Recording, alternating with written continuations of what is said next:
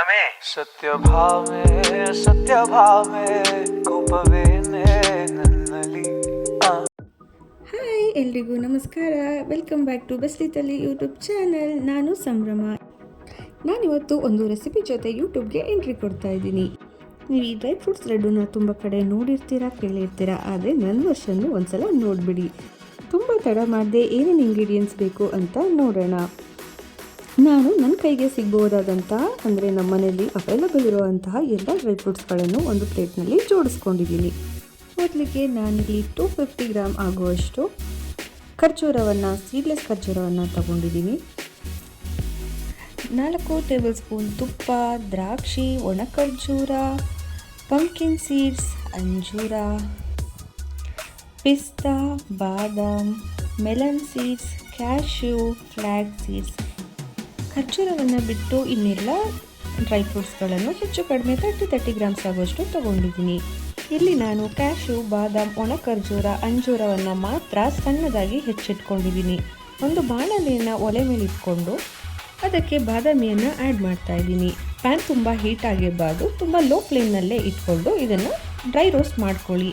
ಹಾಗೆ ಇದನ್ನು dry roast ಮಾಡ್ಕೋಬೇಕಾದ್ರೆ ಇದು ತುಂಬ ಕಲರ್ ಚೇಂಜ್ ಆಗಬಾರ್ದು, ಸ್ವಲ್ಪ ಬೆಚ್ಚಗಾದರೆ ಸಾಕು. ಯಾಕಂದರೆ ಇದು ಕೆಡಬಾರ್ದು ಅನ್ನೋ ಕಾರಣಕ್ಕೋಸ್ಕರ ಈ ರೀತಿ ಹುರ್ಕೊಳ್ತಿರೋದು. ತುಂಬ ಕಲರ್ ಚೇಂಜ್ ಆಗೋವರೆಗೂ ಹುರ್ಕೊಳ್ಳೋ ಅಂಥ ಅವಶ್ಯಕತೆ ಇರೋದಿಲ್ಲ. ಹಾಗೆ ಎಲ್ಲವನ್ನು ಡ್ರೈ ರೋಸ್ಟೇ ಮಾಡ್ಕೋಬೇಕು ಅಂತ ಅಲ್ಲ, ನೀವು ಬೇಕಾದರೆ ಇದಕ್ಕೆ ತುಪ್ಪ ಕೂಡ ಸೇರಿಸ್ಕೋಬೋದು.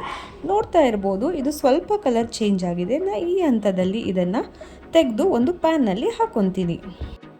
ನಂತರ ಅದೇ ಪ್ಯಾನ್ನಲ್ಲಿ ಕ್ಯಾಶ್ಯೂನ ಕೂಡ ಹಾಕಿ ಸೇಮ್ ಪ್ರೊಸೆಸ್ನಲ್ಲಿ ನಾನು ಹುರ್ಕೊತಾ ಇದ್ದೀನಿ. ಇದು ಕೂಡ ಸಾಕಾಗುವಷ್ಟು ಡ್ರೈ ರೋಸ್ಟ್ ಆಗಿದೆ. ಇದನ್ನು ಕೂಡ ಒಂದು ಪ್ಯಾನ್ನಲ್ಲಿ ನಾನು ಎತ್ತಿಟ್ಕೊತಾ ಇದ್ದೀನಿ. ಮತ್ತೊಂದು, ಇದನ್ನು ಎಲ್ಲ ಏಜ್ ಗ್ರೂಪ್ ಅವರು ಕೂಡ ತಿನ್ಬೋದು, ಆದರೆ ಅತಿಯಾಗಿ ತಿನ್ನಬಾರ್ದು. ನೋಡಿ, ಇದನ್ನು ಕೂಡ ಹುರಿದಿದ್ದಾಗಿದೆ. ನಾನು ಇದನ್ನು ಕೂಡ ಪ್ಯಾನ್ಗೆ ಟ್ರಾನ್ಸ್ಫರ್ ಮಾಡ್ಕೊತಾ ಇದ್ದೀನಿ. ನಂತರ ಇದಕ್ಕೆ ಪಿಸ್ತಾ ಹಾಕಿ ಡ್ರೈ ರೋಸ್ಟ್ ಮಾಡ್ಕೊತಾ ಇದ್ದೀನಿ. ಈ ಡ್ರೈ ಫ್ರೂಟ್ಸ್ ಉಂಡೆಯನ್ನು ಬಾಣಂತಿಯರಿಗೆ ಹಾಗೆ ಪ್ರೆಗ್ನೆಂಟ್ ಇರೋ ಅಂಥವ್ರು ಕೂಡ ಸೇವಿಸ್ಬೋದು. ನೋಡಿ, ಇವಾಗ ಪಿಸ್ತಾ ಕೂಡ ಹುರಿದಾಗಿದೆ. ಇದು ಕೂಡ ಬಣ್ಣ ಚೇಂಜ್ ಆಗಿಲ್ಲ, ಜಸ್ಟ್ ಸ್ವಲ್ಪ ಬಿಸಿಯಾಗಿದೆ ಅಷ್ಟೇ. ಇದನ್ನು ಕೂಡ ಒಂದು ಪ್ಯಾನ್ಗೆ ತಗೊಂಡು ಮತ್ತು ಇದಕ್ಕೆ ನಾನು ಪಂಪ್ಕಿನ್ ಸೀಡ್ಸ್ನ ಹಾಕಿ ಹುರ್ಕೊತಾ ಇದ್ದೀನಿ. ಆರೋಗ್ಯಕ್ಕೆ ಒಳ್ಳೆಯದು ಅಂತ ಯಾವುದನ್ನೇ ಆಗಲಿ ಮಿತಿಮೀರಿ ತಿಂದರೆ ಅದು ಆರೋಗ್ಯನ ಹಾಳು ಮಾಡುತ್ತೆ. ನೋಡ್ತಾ ಇರ್ಬೋದು, ಇದು ಕೂಡ ಡ್ರೈ ರೋಸ್ಟ್ ಆಗಿದೆ. ಇದನ್ನು ಇನ್ನೊಂದು ಪ್ಯಾನ್ಗೆ ಹಾಕ್ಕೊಂಡು ನಂತರ ನಾನು ಮೆಲನ್ ಸೀಡ್ಸನ್ನು ರೋಸ್ಟ್ ಮಾಡ್ಕೊತಾ ಇದ್ದೀನಿ. ಇದನ್ನು ಕೂಡ ತುಂಬ ರೋಸ್ಟ್ ಮಾಡ್ಕೊಳ್ಳೋ ಅವಶ್ಯಕತೆ ಇಲ್ಲ. ಸ್ವಲ್ಪ ಚಿಟಪಟ ಅನ್ನೋಕ್ಕೆ ಶುರುವಾದ ತಕ್ಷಣ ಅದನ್ನು ಟರ್ನ್ ಆಫ್ ಮಾಡಿ ಒಂದು ಪ್ಯಾನ್ಗೆ ಶಿಫ್ಟ್ ಮಾಡಿಕೊಂಡ್ರೆ ಆಯಿತು. ನೆಕ್ಸ್ಟು ನಾನು ಫ್ಲ್ಯಾಕ್ ಸೀಡ್ಸ್ನ ಹುರ್ಕೊತಾ ಇದ್ದೀನಿ. ಇದು ಅಷ್ಟೇ, ತುಂಬ ಹುರಿಯುವಂತಹ ಅವಶ್ಯಕತೆ ಇಲ್ಲ. ಸ್ವಲ್ಪ ಚಿಟಪಟ ಅಂದ ಕೂಡಲೇ ಇದನ್ನು ಕೂಡ ತೆಗೆದು ಒಂದು ಪ್ಯಾನ್ಗೆ ಹಾಕ್ಕೊಳ್ಳೋಣ. ನಂತರ ಅದೇ ಬಾಣಲೆಗೆ ಅರ್ಧ ಸ್ಪೂನ್ ಆಗುವಷ್ಟು ತುಪ್ಪವನ್ನು ಸೇರಿಸ್ಕೊಳ್ಳೋಣ. ನೋಡ್ತಾ ಇರ್ಬೋದು, ಸ್ವಲ್ಪ ಮಾತ್ರ ಹಾಕ್ಕೊತಾ ಇದ್ದೀನಿ. ಇದಕ್ಕೆ ದ್ರಾಕ್ಷಿನ ಹಾಕಿ, ದ್ರಾಕ್ಷಿ ಕೂಡ ಸ್ವಲ್ಪ ಬಣ್ಣ ಚೇಂಜ್ ಆಗುವವರೆಗೂ ಹುರ್ಕೊಂಡ್ರೆ ಸಾಕು. ಇದು ತುಂಬ ಉಬ್ಬುವ ಅವಶ್ಯಕತೆ ಇಲ್ಲ. ಸ್ವಲ್ಪ ರೋಸ್ಟ್ ಮಾಡಿಕೊಂಡ್ರೆ ಎತ್ತಿಟ್ಕೊಂಡ್ರೆ ಆಯಿತು. ನೋಡ್ತಾ ಇರ್ಬೋದು, ಇದು ಕೂಡ ಸಾಕಷ್ಟು ಹುರಿದಿದ್ದಾಗಿದೆ. ಇದನ್ನು ಕೂಡ ಅದೇ ಪ್ಯಾನ್ನಲ್ಲಿ ಸೇರಿಸ್ಕೊಳ್ಳೋಣ. ಮತ್ತು ಅದೇ ಕಾದ ಬಾಣಲಿಗೆ ಅರ್ಧದಿಂದ 3/4 ಚಮಚ ತುಪ್ಪ ಹಾಕ್ಕೊಂಡು ಅದಕ್ಕೆ ಈಗಾಗಲೇ ಹೆಚ್ಚಿಟ್ಕೊಂಡಿರೋಂತಹ ಒಣ ಖರ್ಜೂರನ ಹಾಕಿ ಅದನ್ನು ಕೂಡ ಲೋ ಫ್ಲೇಮ್ನಲ್ಲಿ ಹಾಗೆ ಹುರಿತಾ ಬರೋಣ.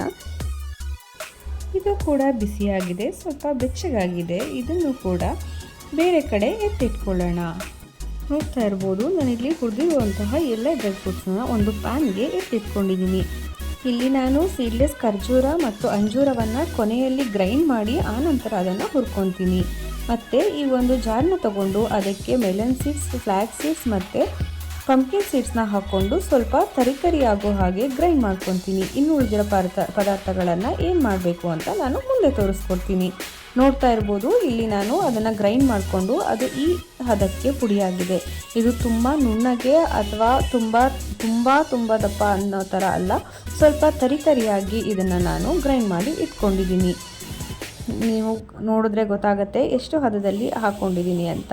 ಅದನ್ನು ನಾನು ಒಂದು ಪ್ಯಾನ್ನಲ್ಲಿ ಟ್ರಾನ್ಸ್ಫರ್ ಮಾಡಿ ಮತ್ತು ಅದೇ ಜಾರ್ಗೆ ಗೋಡಂಬಿ, ದ್ರಾಕ್ಷಿ ಮತ್ತು ಒಣ ಖರ್ಜೂರ ಹುರಿದಿಟ್ಟಿರುವಂಥದ್ದನ್ನು ನಾನು ಹಾಕ್ಕೊಂಡು ಸ್ವಲ್ಪ ದಪ್ಪಗೆ, ಅಂದರೆ ಈ ಮುಂಚೆ ಮಾಡಿದ್ದಕ್ಕಿಂತ ಇನ್ನೂ ಸ್ವಲ್ಪ ದಪ್ಪನಾಗಿ ನಾನು ಅದನ್ನು ಗ್ರೈಂಡ್ ಮಾಡ್ಕೊತೀನಿ.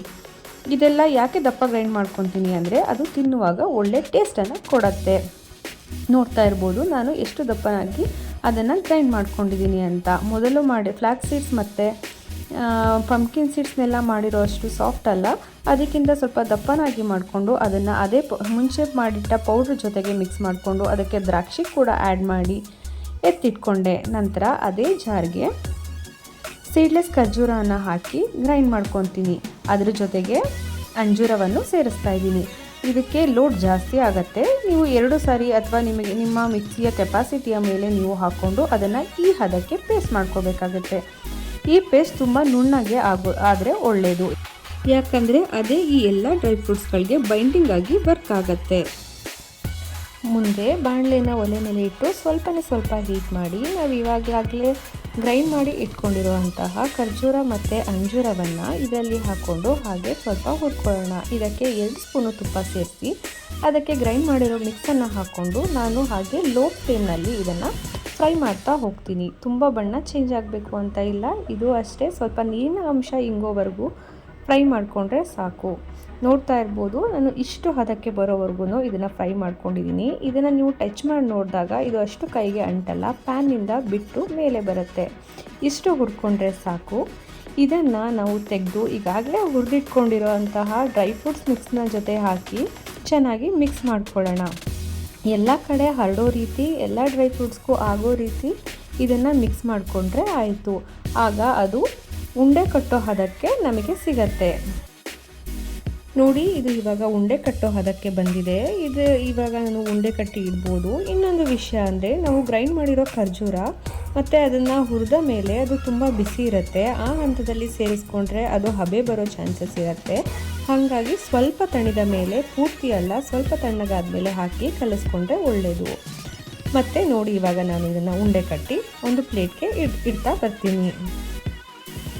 ನೀವು ಇದನ್ನು ಉಂಡೆ ಕಟ್ಟುವಾಗ ನಿಮಗೆ ಅನಿಸ್ಬೋದು ನಾವು ಹಾಕ್ಕೊಂಡಿರೋ ಖರ್ಜೂರದ ಅಂಟು ಇದಕ್ಕೆ ಸಾಕಾಗಲ್ಲ, ಇದು ಬೈಂಡಿಂಗಿಗೆ ಸರಿ ಹೋಗ್ತಿಲ್ಲ, ಉಂಡೆ ಕಟ್ಟೋಕ್ಕೆ ಆಗ್ತಿಲ್ಲ ಅಂತ. ಆದರೆ ಹಾಗೇನೂ ಆಗಲ್ಲ, ಉಂಡೆಗಳು ಒಡ್ಕೊಳ್ಳಲ್ಲ. ನೀವು ಕಟ್ಟಿ ಇಡಿ, ಅದು ಉಂಡೆ ಹಾಗೇ ಇರುತ್ತೆ. ನಿಮಗೆ ಕಟ್ಟಬೇಕಾದ್ರೆ ಹಾಗೆ ಅನ್ನಿಸ್ತಿರುತ್ತೆ ಅಷ್ಟೇ. ಒಂದು ಸ್ವಲ್ಪ ಪುಡಿ ಉಳ್ಕೊಂಡಿರೋ ಡ್ರೈ ಫ್ರೂಟ್ಸ್ಗಳನ್ನು ಸೇರಿಸಿ ಕಟ್ತಾ ಬಂದರೆ ಆಯಿತು. ಪುಟ್ಟ ಉಂಡೆಗಳನ್ನಾಗಿ ಮಾಡಿ ನಾನಿಲ್ಲಿ ಜೋಡಿಸ್ಕೊತಾ ಬಂದಿದ್ದೀನಿ. ನಾನು ತೊಗೊಂಡಿರೋ ಕ್ವಾಂಟಿಟಿಗೆ ನನಗೆ ಇಲ್ಲಿ 27ರಷ್ಟು ಉಂಡೆಗಳು ಆಗಿದೆ. ಅಂದರೆ ಸುಮಾರು 1 ತಿಂಗಳಿಗೆ ಆಗತ್ತೆ. ಮಾಡಿರುವಂತಹ ಉಂಡೆಗಳನ್ನು ಒಂದು ಏರ್ಟೈಟ್ ಕಂಟೈನರ್ಗೆ ಹಾಕಿ ಸ್ಟೋರ್ ಮಾಡ್ಬೋದು. 1 ತಿಂಗಳು ಆರಾಮವಾಗಿ ರೆಫ್ರಿಜಿರೇಟರ್ ಹೊರಗಡೆನೇ ಇದನ್ನು ಸ್ಟೋರ್ ಮಾಡ್ಬೋದು. ಎಲ್ಲದನ್ನು ರೋಸ್ಟ್ ಮಾಡಿ ಹಾಕಿರೋದ್ರಿಂದ ಇದು ಬೇಗ ಕೆಡೋದಿಲ್ಲ. ನಾನು ಬಳಸಿರುವಂತಹ ಎಲ್ಲ ಇಂಗ್ರೀಡಿಯೆಂಟ್ಸ್ಗಳ ಹೆಲ್ತ್ ಬೆನಿಫಿಟನ್ನು ನಾನು ಇಲ್ಲಿ ಮುಂದೆ ಲಿಸ್ಟ್ ಮಾಡ್ತಾ ಹೋಗ್ತಾ ಇದ್ದೀನಿ, ನೀವು ನೋಡ್ಬೋದು.